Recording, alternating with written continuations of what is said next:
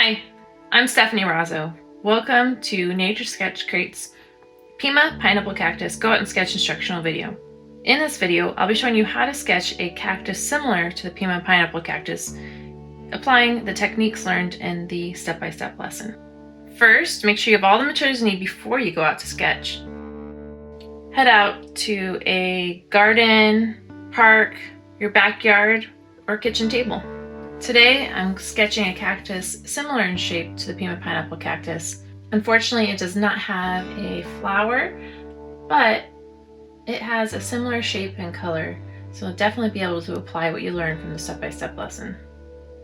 Let's get started. First, lightly sketch the shape of the cactus on your page. So you want to kind of think about where you want to place it and how big you want it to be. Think of just the basic shape of that cactus. So I'm just going to start drawing really lightly. I'm not going to draw the pot. And if you need to change the shape a little bit in order to get it to fit, that's fine. Just keep those marks really light.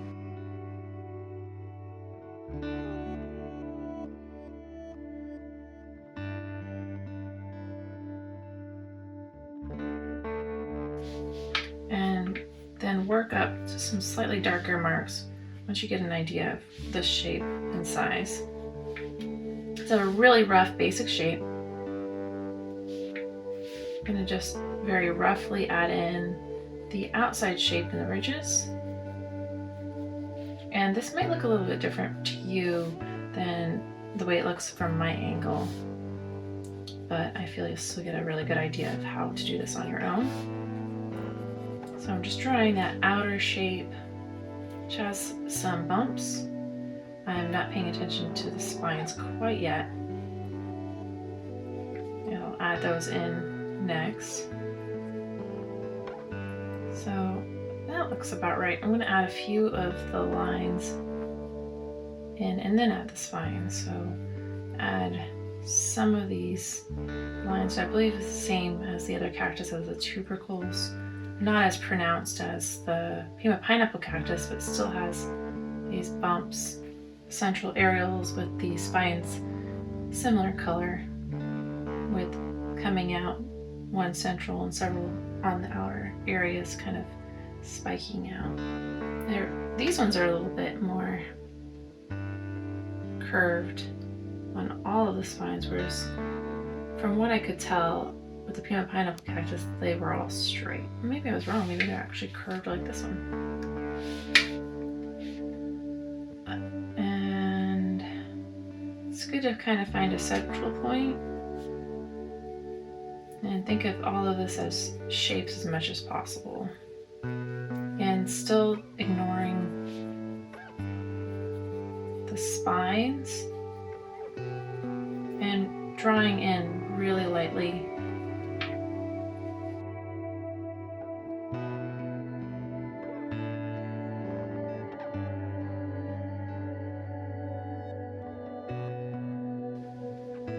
And then once I get a few marks in, I'll start working with those to get the rest of the marks and kind of joining this all together. So using this as kind of a landmark here. See, there's a little line and then a bump here, and then it goes in kind of like that. So I'm using that as a landmark. And it helps me figure out where to add the next lines. And it doesn't need to be exact. This is a little bit too big or a little bit too small. That's totally fine. It's still going to look like a cactus.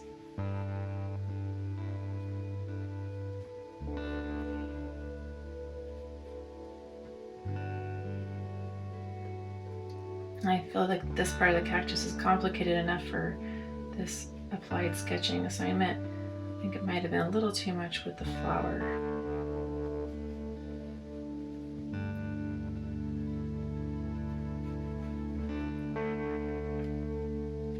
So as you can see, I've sketched in all of those just with really light, rough sketch lines, just to give me an idea. And then I'm going to work from these to draw in all the rest here. I'm going to work from what I already have and just kind of get an idea where those lines are, and then work from there. And that's probably too big or too small. It's totally fine.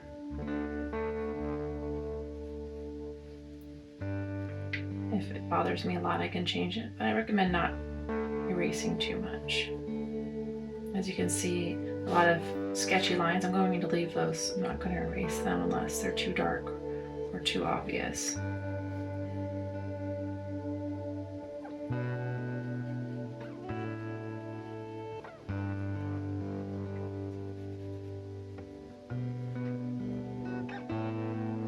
And this one is, you can see it's kind of curved, so that will help to put a little line there to help me see where the other side would end up being.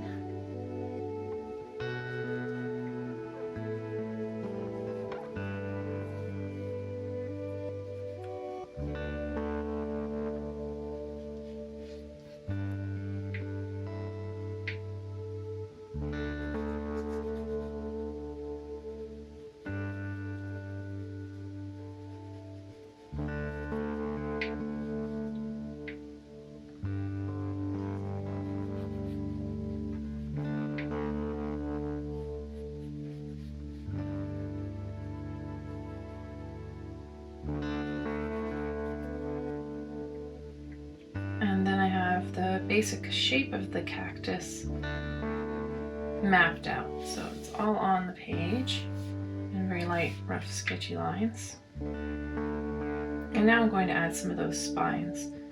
So start with the circle of the aerial, and then go ahead and draw just single lines for the spines.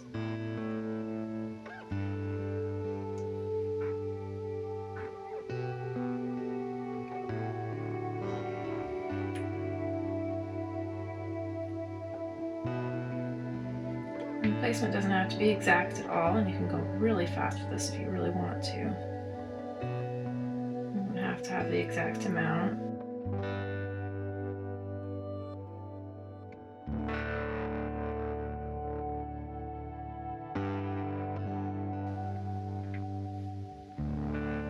Once you have the spines drawn in as lines, you can add another line coming down towards the aerial to finish those spines, keeping it really thin. I recommend starting from the tip and working down towards the aerial.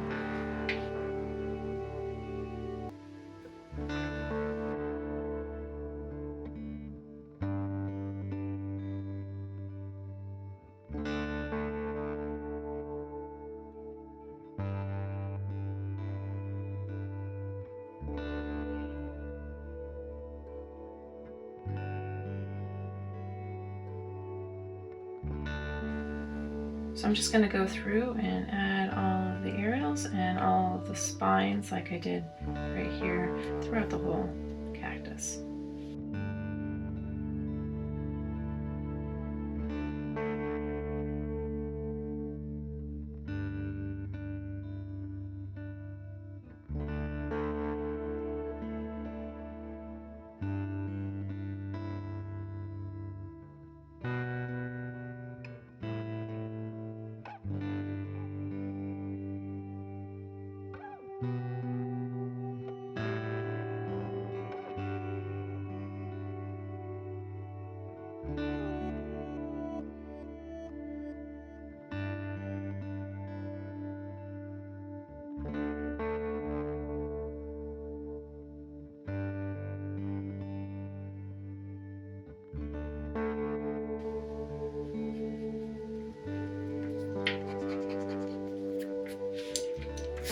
So I realized I placed those spines on completely the wrong spot, so I erased it, and that's totally fine if you make a mistake like that to erase it.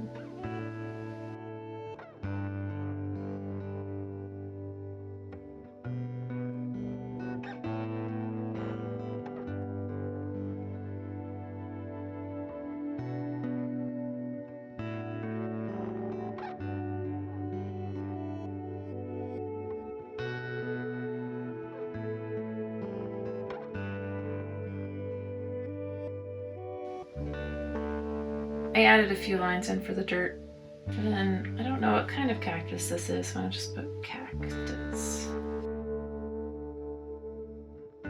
Now that I have all the lines I want, I'm going to go ahead and move on to adding some paint. I have these colors left over from my step-by-step Pima Pineapple Cactus painting. I just added a little bit of water to them so that I can reuse them rather than remixing. So make sure you start with a clean brush and start with painting in the first layer of these spines. I'm just going to get a very light, wet Pima brown. So I'm adding a little bit of water, dabbing it on my towel and testing on my test paper. Looks pretty good. So the base of these spines is white, but it's also a little bit of a tannish color. So I'm going to go through and just roughly add that to all the spines. I'm not going to be too worried about getting outside the lines. Brushing over each one. And again, I'm starting left to right so that I don't smudge the paint. And this should dry really quickly.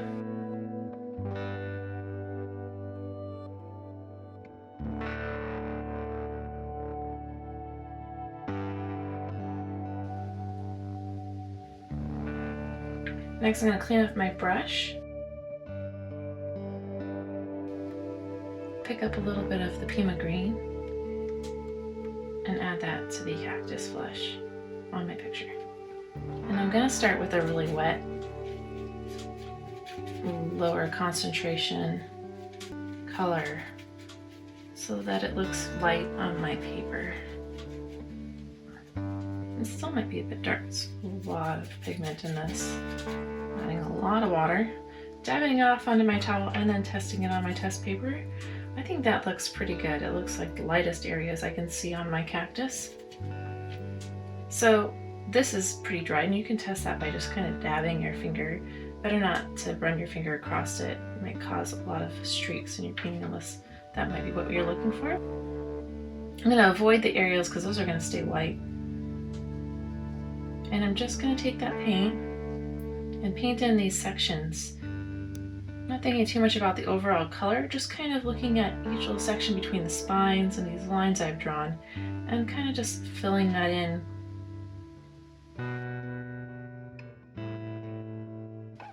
And as I run low on the paint, as it gets lighter on my paper, I'll go ahead and pick a little bit more up, dab it on my towel, and then start reapplying again, working in those sections, avoiding the areas.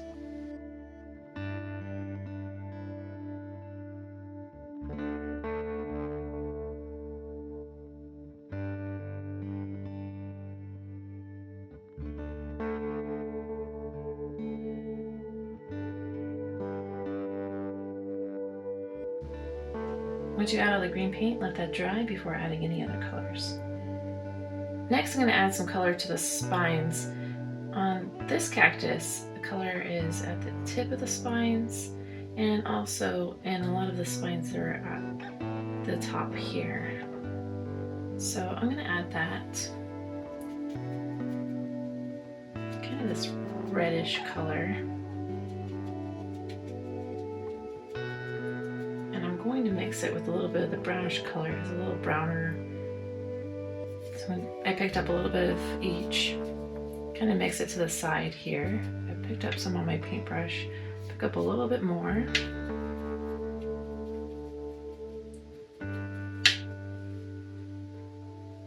And this is why it's good to have your color wheel with you. You may have to do a little bit of color mixing depending on what you're painting. It needs a little bit more of the red. So I'm going to pick up a little more and test again. I like that a lot. It looks a lot like that color to me. So I'm dabbing off my paintbrush, getting it clean so that I can control the paint a little bit better, picking up a little bit. And I'm going to start here at the top because I want these spines to dry.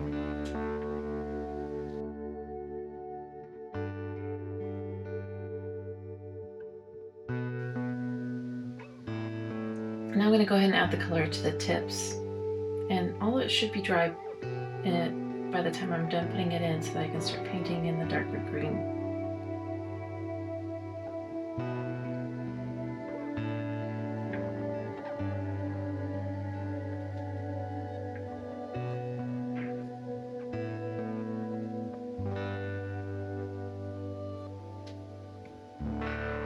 You want to be careful you don't have too much water on your brush when you're adding to the tips. You can control that by putting the paint on your towel before applying it.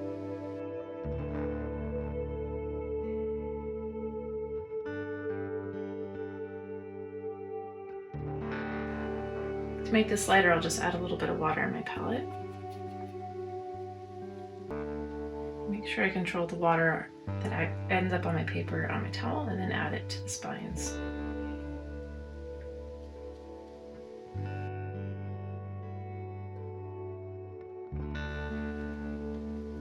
Next, to clean off your brush, and you can pick up a darker green color. Adding a little bit of water in my palette. Testing it on my test paper. Looks great. I'm adding a little bit more water because it feels like I don't have enough control. That feels better. It runs a little smoother, so the pigment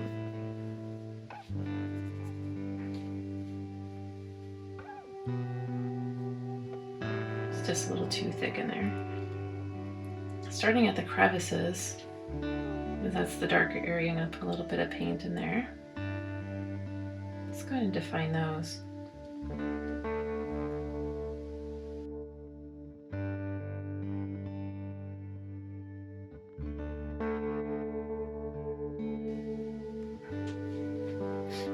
Now that this is dry, I'm going to go ahead and add another layer of that green color. I'm going to use the same technique I used in the step-by-step to create a little bit of a gradient. Dab it off on my towel, and then go ahead and start applying it. And I'm going to work from in little section to section, and I'm going to add it to the darker area.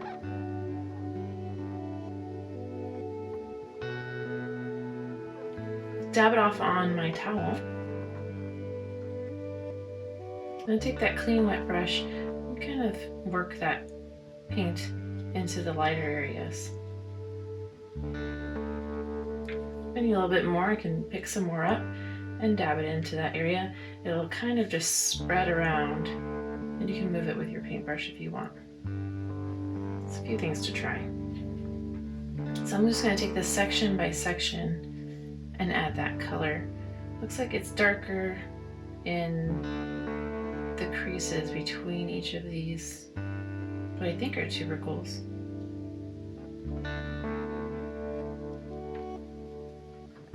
And dabbing off my brush and then applying it to the edges. Create a little bit of a gradient. I'm not going to get really carried away with getting it super dark in between. I'm going to rely on my ink pens for that. Just kind of getting a little bit of variation in the color. It's a little bit of dark and a little bit of light. You can also apply the paint, and then as you continue to paint, your brush will run out of paint pigment and it'll get lighter. So there are a few different techniques you can try to do this. And no matter how it ends up, it's going to be great.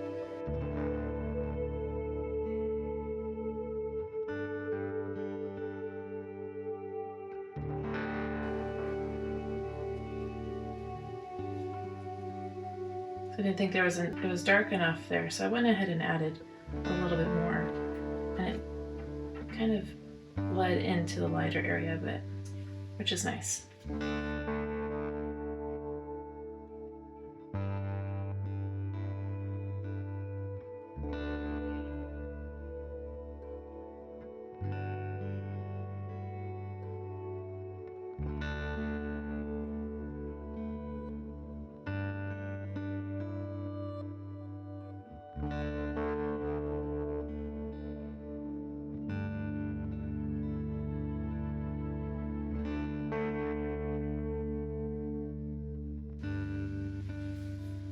So you can, of course, work on this longer and build up the colors, but I'm going to leave it where it's at and move on to adding some ink lines. I'm going to use the 005 black micron to add the same lines I drew in the beginning. So you can just go throughout and do that to your image as well. And this is dry. I did make sure it dried and I'm dabbing it to see if it's dry enough. You can also redefine the lines a bit at this time.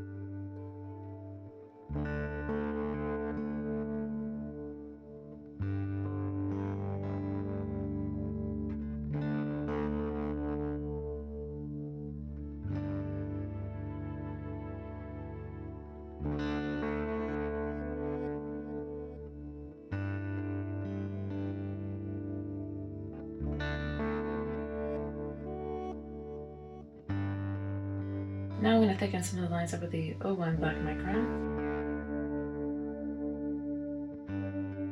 I'm going to go ahead and move on to the 08 black micron. And I'm going to write in the common name here, just the name, so we don't have the cactus name. And just see that there's a lot of deep grooves. Maybe I'll move back to the other micron when I'm done adding these lines in. The spines are also very heavy. The only light spot is really the areas around here that seems kind of delicate where I would use the other micron. I can add lines in to kind of give some variation to some of these spines and deepen some of these grooved areas, just to give it more contrast, rather than taking a long time adding in layers of paint, which would do the same thing. But sometimes when you're working on a field sketch, you don't have a lot of time because of environmental reasons or other reasons that limit your amount of time that you have. So it's good to get it done quick.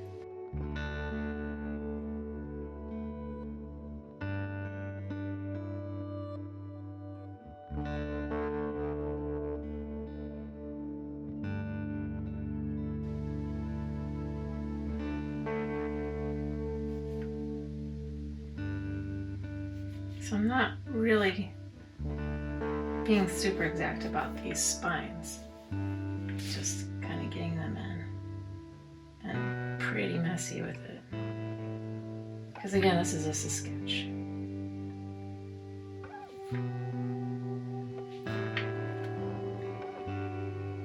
And they do get more delicate as you go down the cactus, so I'm not going to add as many dark lines on the bottom to kind of show that delicacy.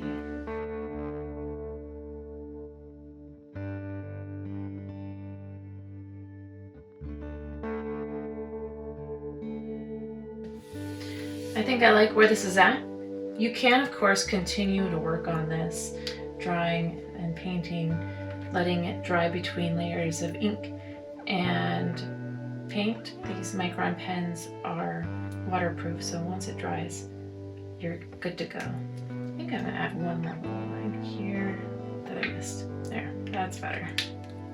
This is your sketchbook, so make it yours. You can add any observations around here in the white space.